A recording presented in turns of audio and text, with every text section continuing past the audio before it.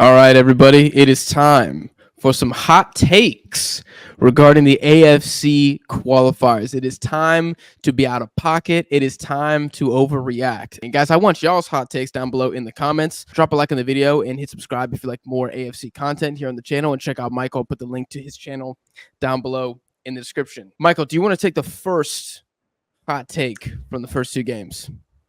I don't know how much of a hot take this is, but Qatar have always been frauds. Qatar are who we thought they were, and we let them How off the dare you? hook. Two-time AFC champions. How dare you? I don't care if they're two-time. One of them was at home, and they had a very, very favorable draw. There's a thing where it's Akram Afif or nada with this national team. And I think it's more and more evident as the weeks go by. If he's not performing and he still performed, we're just going back to what they were in the Gold Cup when they lost to Panama 4-0. We can't forget about that. Okay, they did well at the Copa America, but nothing will take away from what I have seen in these last two games where you have control of the game. And they're not the top teams in Asia. You hear North Korea in 2024, not a top team. This is not 2010. This is the UAE in 2024 with Paulo Bento, not a top manager. But I'm sorry, the way they performed, they looked like a pot 5, pot 6 team from Asia. So I think we all had that concern, and you had that concern. Many YouTubers had that concern that are they really a good team heading into the Asian Cup? And we all ate humble pie. We all said, cool, you won it. Akram Afif, by far the best player in the tournament. But maybe they're coming back to reality that they have always been frauds. They have always just been a lucky team because they play a majority of their home games in Qatar. And they had an easy group in the second round of World Cup qualifiers. I know exactly what this national team are. They can perform at home, but when they face a little bit of adversity away from home, they crumble like a cookie. And I'm going to say it now. They're going to finish 5th place in this group. Woo! Oh, it's spicy. 5th place. Okay, I'm going to assume you're predicting Qatar only finishes above Kyrgyz Republic. 100%. Okay. I like they that. Still have to play 4 games against Iran, Uzbekistan. They still got to go away to the UAE. They still got to play North Korea at home. And heck, Kyrgyzstan looked like a good team at home, didn't they? They gave a tough game to Uzbekistan. Do you, with that defense, like Lucas Mendez was playing like Prime Cafu during the Asian Cup. I mean, the guy now is playing like Danilo with the way he's playing for the national team for Qatar. So, Lucas Mendez, welcome back to reality. Back to life. Back to reality. That's the Qatari national team right now. 5th place is my hot take. Damn, that is hot, but I love it. And I want to even take this a bit more disrespectful. If Qatar were in Group G of round 2 with Jordan, Saudi Arabia, Tajikistan, Pakistan, they make it out? Or are they already gone? Because they would have had, let's assume they probably would have been pot 1. So it would have been them, the Jordanians, and the Tajiks. No, I still think they would have gone past Tajikistan. You think they would have squeaked it by? Akram Afif, free kick. Yeah. Yep. Ali Al-Moez, screamer. Somehow, those two will just drag them through the mud. It's only those two players where I'm like, that's quality right there. The other guys, they just got to a level of the Asian Cup that they have never gotten to before. And somehow they just all clicked, but now we're getting back to reality. Some people love it, of course, because some people really don't like the Qatari national team. They think they really frauded themselves to the Asian Cup. I still think they were the best team. I think as a unit, they were good. But now all the concerns that we had before that Asian Cup is now coming back to life. I love that. Yeah, I think it's a cold take to say of the teams from the Asian Cup to now, if you look at who's taken the biggest dip in form, it is Qatar to go from winners of the tournament. And yes, they did. I mean, they beat a full-strength Iran squad in the semifinal and then took out Jordan, who looked bulletproof, quite frankly. 3 penalties now. Yes, that's true. For Qatar, you mean? Yeah. That's true. That is true. And they squeaked past Palestine, didn't they? I mean, Even it Uzbekistan was squeaked by, bro. And that's a depleted Uzbekistan. it was the B team, pretty much. Yeah. Yes. I mean, they had Shukurov playing striker. It was awful from the Uzbeks. Katanec had nothing to play with there. I agree. I actually had a somewhat disrespectful hot take on top of that, which has to do with Qatar. So I'm going to drop it now. Qatar finishes with the most goals conceded in round 3. So how many More goals than are they going to China. concede? Oh, wow. More than China. More than So China. how So many China goals got are you 9 right predicting now. then? I don't know, but my thesis for this is because the defense has returned back to reality, and you look at who they're playing. I mean, the Uzbeks can score 2 per game against them. Iran, knowing Iran, will win 1-0 in at least one of these games, but I'm hoping in the other one they can at least put 2 or 3 past Qatar. You look at how the Kyrgyz Republic is coming out and attacking. North Korea could definitely get one at home. I have no faith in Barsham. I don't really have any faith in the back line. Mendez, Pedro, whoever else is the CB, don't have faith in it. Fatih was in the form of his life at the Asian Cup. I don't know if we're ever going to see that again from him as the holding midfielder. I think they could be in trouble, man. I think maybe they've gotten fat. Maybe they've gotten greedy with these back-to-back Asian Cups. Maybe they've gotten soft from that. And I think China is going to be their main competition. Let's be very honest. If China cannot get blown off the pitch against Japan in the return leg in China, I think Qatar eats more goals than them. It's a hot take, but I think we're about to see Qatar leaking at least 1 per game. How many clean sheets do you think Qatar keeps in round 3?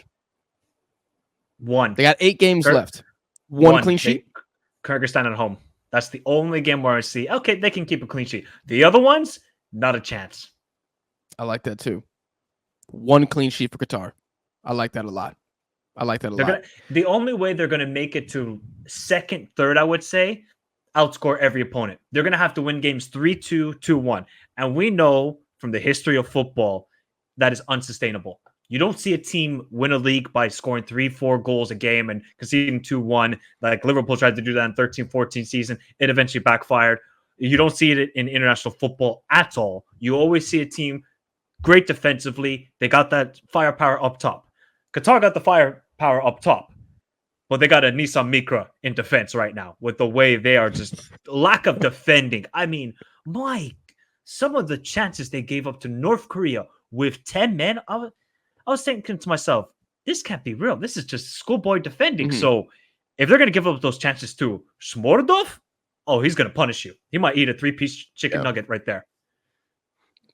Dude, Masharipov hat trick against Qatar loading. That'd be wild. Oh, we will be there for that. We will be there. We will be there. Hit subscribe. You know what else we're going to be there for? Glad you brought these boys up. North Korea. My second hot take.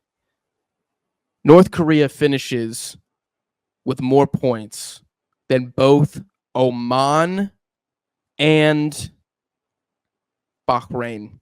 2 of the 3 top 4 teams. More points, and I'm going to pile on. I think they get 3 wins, 3 to 4 wins. Round 3. I'm off the rails now. You know what? I don't think that's really a hot take because I actually had in my predictions for this round, I had Oman and Bahrain finishing in 5th place in their groups. I'm not high on those teams. Okay. I'm not really high, from my perspective at least. I'm not really high on those teams. So, but what I've seen from North Korea, bro, they can get more points than most teams in this round. Are you kidding me? They might finish above Qatar. Well, they're gonna. Seriously? I think they'll finish above Qatar right now. Would it be even more of a hot take to say North Korea could get more points than Saudi Arabia? Oh, you've gone too far. Hey, what is the title of this video? You said hot takes. You said spicy takes. Let's go. More than Saudi Arabia. More than Australia? I don't want to say it. I don't want to say it, but it could happen. Look at who Australia has played already, and look who has North Korea played. Let's take that into account, people. And heck, what does North Korea have to lose? They're going to play like this every single game. They're going to play like it's Jogo Bonito football. I didn't even know they had Jogo Bonito on YouTube in North Korea. Maybe the great leader had it himself, and he just said, let me just show everybody Ronaldinho tapes. Because that's how these guys are playing. They're playing like all prime Ronaldinhos. And if I'm looking at the other teams like Saudi Arabia and Australia, I'm like, you guys might just get a couple draws, might get 2 or 3 wins there. So, heck, North Korea to get 15 points, that would be enough. Woo! Okay. I was looking at this because part of my hot take is the win total. I'm looking at their fixtures. Kyrgyzstan, could they do the double? Could they do the double? Oh God, that's a tough one. That's a tough one. That's a tough one. Let's say they get one there. So they get one win there. UAE, can they get a win on neutral ground against those guys? I mean, if it's going to be raining like that, I don't think so. You don't think so? You think it'll be a draw? Yeah, I would actually. To be fair, neutral ground, I would edge it towards North Korea because UAE gave up a lot of chances to Iran, and they did give up chances to Qatar. They gave up chances to Qatar.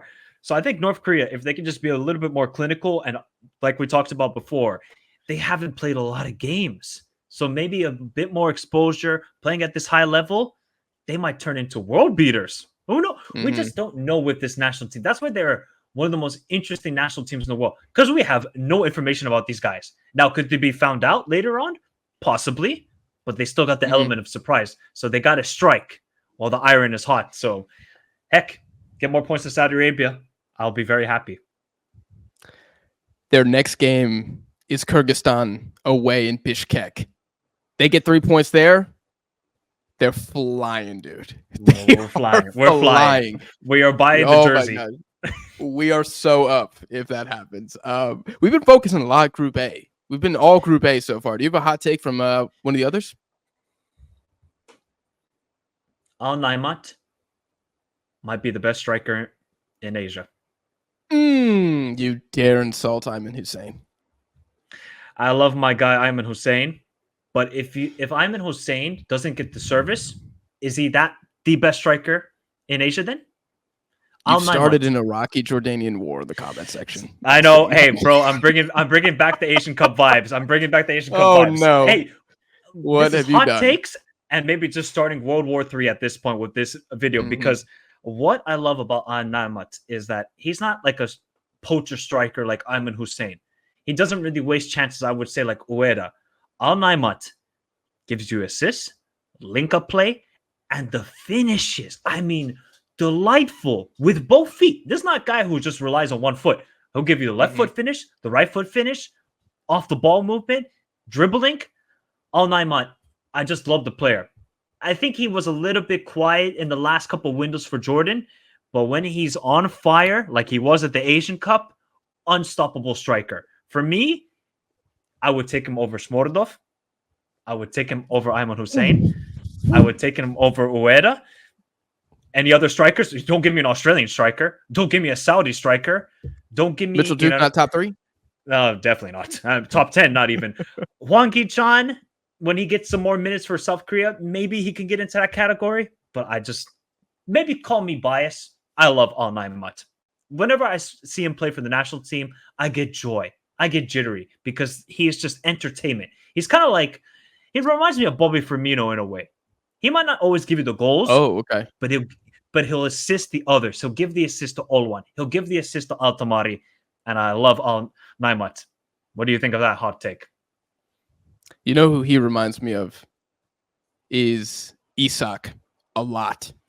Oh, you know how very he's one of those like silky strikers. I mean, you don't see a lot of 9s who are like take on gods like Al Naimat is. Like, he will dribble his guy. He's going for goddamn bicycle kicks every game. The dude's tech is through the roof. And bro, you said he's been kind of quiet in the last window for Jordan. His stats in the last 10 games, his last 10 games for the Jordanian national team, 6 goals, 8 assists. In the last 10 games, Gee, That's disgusting. That I mean, is what? disgusting. Okay, but how many of those Yeah. goals and assists were against Pakistan? Quite a few. Quite a Okay. few of them. Okay. But he just gave you a brace against Palestine. In a must-win game, by the way. Must win. And it must be. Yeah, no assists. No, I'm already got all the assists. Yes. This is very interesting. I'm gonna put you on the spot here. Could you give me your top 5 strikers in Asia right now? Number one is Al Naimat. We could do this together. Yes. No, number one, Al Naimat. Okay. For me.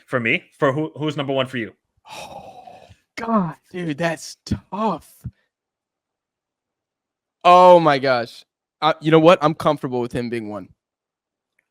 Wow. I was thought you were gonna go. Let me think about this. No, dude. All right, I'll give my complete list. Complete list. So Okay, number one, okay. I Yeah, got you give Al me your Naimat. Number two, I'm still going with Shmordov. I love the guy. I think he's got elite finishing, good hold-up play. Some of the hold-up play he gave in this window, elite.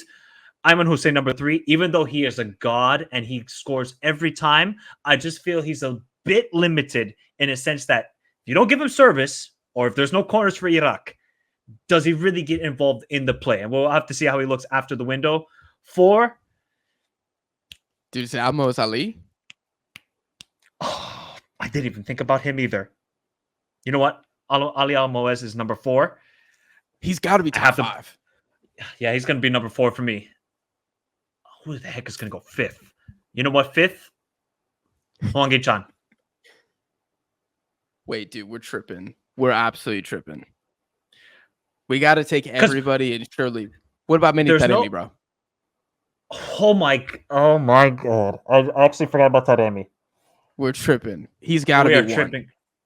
Okay, no, yeah. Boost everybody up, and I totally forgot about Taremi. He's still number 1 for me. But Al Naimat is getting close. He's getting close. He just goes Super Saiyan for the national team. Like, it's tough to not have him up there. You know what I'm saying? That's a great top 5, though. I think. Well, to think we're on Naimat, you would have had him even top 10 last year. The rise has been incredible. So I just love the player.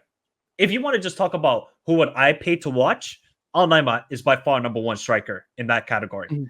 Taremi is good, but he'll give you the goals. He'll miss some chances. But if you want to just talk about pure striker, yeah, we'll still have Taremi, number 1. But you have to give your top 5. Don't just leave me hanging. You got to give your top 5 too. No, dude, I'm not trying to cop out. I think your top 5 was exactly what I would say. Taremi 1. Dude, do I put my boy Shmordov 2, though? I mean, his stats go crazy, too. I mean, he is the Uzbek Dragon Slayer. Yes. God, I mean, oh, dude, if he played at the Asian Cup, that will always be one of the greatest what-ifs in my life. If Shmordov played at the 2023 Asian Cup. What could have been? Yes. Oh, my gosh, what a miss. If people don't understand how big of a miss that was for Uzbekistan. It was such a key player for them. He is the glue. Yeah, it actually is like Akram Afif going down for Qatar. Like, he goes down, or Taremi going down for Iran. It's like, okay, yo will be tough to beat, but you don't have that bite anymore without Eldur. And I'll push Shmordov 2. Al Naimat 3. I gotta go Hussein 4, and then Ali 5. If it's not Ali 5, who's like a mad hipster pick I could throw in there? I would probably go Ueda. I know it's not hipster, but I'd probably go Ueda. Because there's not really like Australia don't have a striker. Saudi Arabia don't have a striker. Oman, Bahrain, nope. Maybe North Korea in the future. We'll see how that goes. Maybe. And yeah, that's about it. Actually, okay, so underrated hipster pick, Kojo from Kyrgyzstan. I need to see more, bro. I need to see more. I like the pick. It's super hipster. He had a nice goal, though, against Uzbekistan. That little touch with the shin. Oh, no, the hip. Oh, my God. That was a beautiful goal. Shit, what if I went Super Chai from Thailand? Ooh, Super Chai. I need to see more, though. I'm not going to forgive Thailand ever for that Singapore performance. No, they should have scored 5 goals. Yeah, easy. At least. That was it. That was a bit of a disaster. Okay. Wow, we went off the goddamn rails there. Well, your hot take was Al Naimat's the best striker? Yes. You backing down? You still got that ME1? Nah, you know what? I'm gonna stick to it. All nine mod is Good. my guy. Okay. I like that. All right, you ready for one that's going to piss everybody off? Hot take. Indonesia will not hit double-digit points. They're currently on 2. Why. Let's say they do the double on China. So that puts them up to 8 points. That means they need 1 win remaining against Bahrain twice, Saudis at home, Japan home and away, and Australia away. I still don't know if they can beat Bahrain. I still need to see if they can score the goals. That's my concern with Indonesia. I think Martin Paes has made them very difficult to beat now. We could be looking at a Colombia 2022 where it's like draw, L, draw, L. What? So 7 straight games with no goal? Oh no.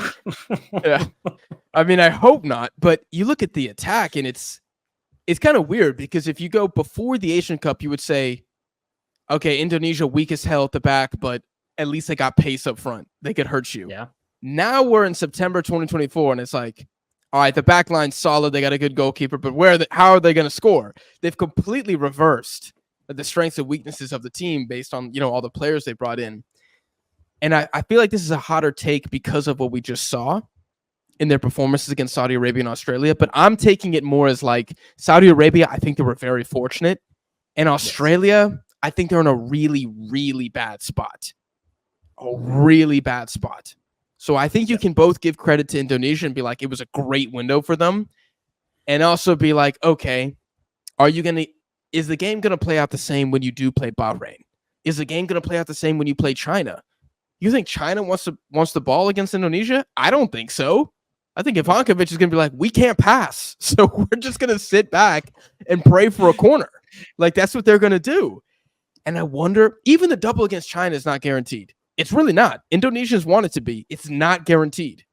No, it's not guaranteed until they start scoring goals. I think if they can get to the double digits, do you think that would be enough for 4th place in that group?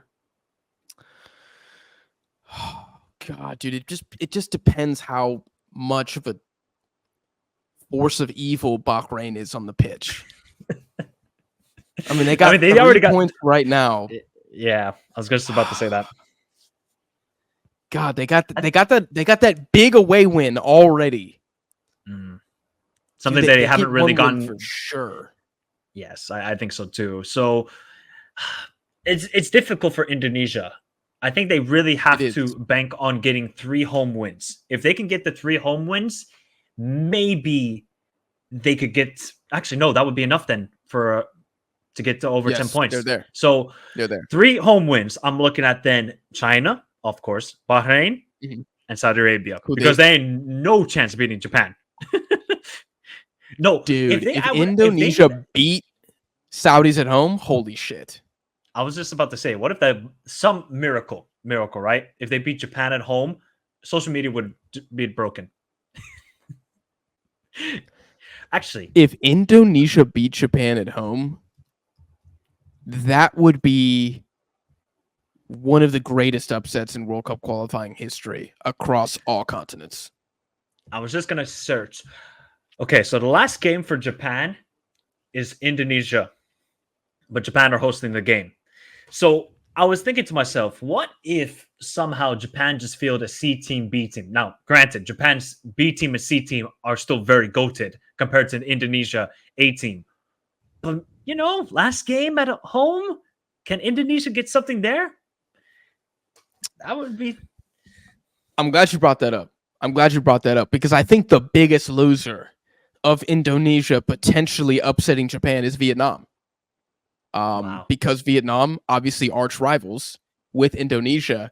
And I would say outside of the 3-2 victory against China on Lunar Year, that Vietnam, their one victory from round 3 last time, their biggest claim to fame, the kind of send-off they had, was drawing Japan 1-1 on the final match day. So I remember that. I feel like the Vietnamese are running out of bragging points against the Indonesians. I feel like one of the ones they have right now is, hey, we got a point against Japan. In Japan, I want to say. If Indonesia beats Japan, oh, it's done. I mean, Southeast it's Asia's done. cooked. I mean, that is cooked. I have one more hot take. Okay. One more hot take. China will only get 1 point in this round. I love it. You know, Indonesia at I home. think the worst performance this century, from memory serves me right, is Thailand got 2 points. Was it 2018? I think that's the worst performance of any team in this round of AFC World Cup qualifiers. And what we've seen so far, China might be blessed if they even got 1 point with the way they're playing. It has to be Indonesia at home. That's looking like the one. Surely they get more than 1 point, though. I mean, come on. This is China we're still talking about here. I mean, should they? Yes. China should. I think I said China's goal should be 7 in this round. 2 wins at home and just like a nasty draw away, like kind of a fluke I don't know if you were talking about 7 points or conceding 7 goals in one game. I was talking 7 points. Their defense, which I thought was going to be a strength of theirs, obviously that completely went out the window. Could China get 1 point? I love the take. Yeah, they have to. Honestly, they need to withdraw from the AFC for like an entire qualifying cycle if they get 1 point. They need to do the same thing as the Slovakia under-21s team did for this Euro qualifying campaign. They decided to withdraw. They just said, nah, we're not going to compete. Yeah, they did. China needs to do the same thing for the next 10 years. Don't compete in any tournaments. AFC Asian Cup, World Cup qualifiers. Don't compete, guys. You need a total restructure if you get 1 point in 10 games. That would be the biggest disgrace I think I've ever seen. I mean, the Chinese basketball team is down bad. I mean, the football team ain't far behind right now. No, they're approaching India territory very quickly. Yes. That's going to become the new like Super Classico in Asia. Wow. For the wrong reasons. Super Classico of mids. That's the mid Classico. That's what it's going to be called. Economic superpowers that just cannot field 11 footballers. It's going to be crazy. 1 point for China. Wow. Okay. On the flip side, I had a hot take. Japan will drop 4 points or less in this group. Is that hot? That's not hot. Okay, they drop 1 point. Saudi Arabia away. That's it. They get a draw. Yep. I don't think that's a hot take. I think everybody would be on board with that take right now. With the you way think so? playing. Okay. All right. I think a lot of people would be on board. Do you know what the record is for goals scored in round 3? No. Who would it be? It is 17 goals, which was scored by both Saudi Arabia and Japan in 2018. Do you think Japan double that? Do they hit 34? 3.4 goals per game. Wow. I mean, if they somehow pull that off, Moriyasu might be more than him. He might be the GOAT. He might get a lifetime contract. Now, whether you like that or not, that's up to you. But to average 3.4 goals per game in a World Cup qualifying 3rd round, do you people not understand how difficult that is? The pressure, the atmosphere, the traveling, to average those sort of goals and to destroy opponents. Lord have mercy what the scoreline could be between Japan and Indonesia. If Japan actually had to play for something, oh my God, they might just destroy. Yeah, if they have to play for something. But yeah, I think they could get. See, my range right now for Japan is 30 to 35 goals, somewhere around there. Now, I'm still not on the board that they can get more than 34 goals, but they're on course to get a ridiculous amount if they keep this up. Yeah, we find out the answer to this question next window. If they get 6 goals in their 2 games between Saudi Arabia and Australia, it's over. Oh, no, so definitely over. Insane. They might hit 30 goals this year. They might hit 30 goals this year then. Yeah, they might hit it by match day 6, which is just ridiculous. Like, that would be crazy.